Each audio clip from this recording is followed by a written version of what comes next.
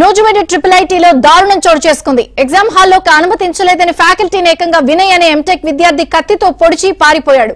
ఈ ఘటనలో ఫ్యాకల్టీ గోపాలరాజుకు తీవ్రంగా గాయాలయ్యాయి.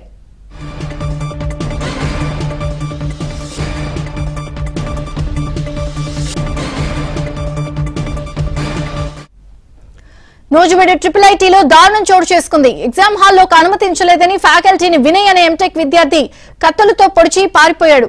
ఈ ఘటనతో జరిగిన నేపథ్యంలో ఫ్యాకల్టీ గోపాలరాజుకు తీవ్రంగా గాయాలయ్యాయి.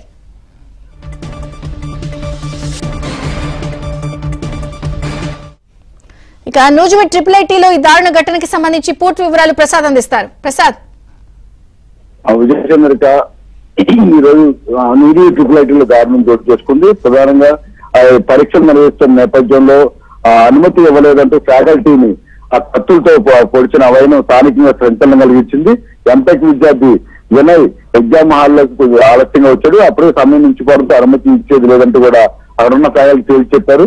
ఆ నుంచి ఒకసారి ఆగ్రహానికి గురైన వినయ్ బ్యాగ్ లోంచి కత్తి తీసి ఉపాధ్యాయుడు గోపాలరాజుపై దారుణంగా కత్తితో గాయపరిచాడు.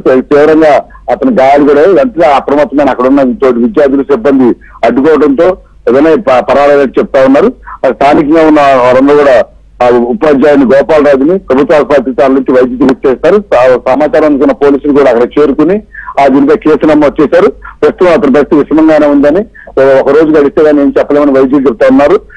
దీంతో వినయ్ కోసం ప్రస్తుతం గాలింపు చర్యలు చేపడుతున్నారు. కానీ అందరూ చూస్తుండగానే ఆ క్లాస్ రూమ్ లో ఈ విధంగా వినయ్ వ్యవహరించిన తీరుపై మాత్రం స్థానిక విద్యార్థులందరూ కూడా ఒకసారి షాక్ ఉన్నారు. అతను మొదటి నుంచి కూడా ఆరోగ్యంట్ గా ఉంటాడని, ఇదే విధంగా అడిగినా కూడా ఇష్టాంతరంగా దాడి చేయటం, బూతులు తిట్టడం వంటి ఎట్లా పాల్పడతారని విద్యార్థులు చెప్తా ఉన్నారు. అతను ఆచూకీ కనుగొనేందుకు పోలీసులతో ప్రయత్నిస్తున్నారు. విజయచంద్రిక. Thank you Prasad.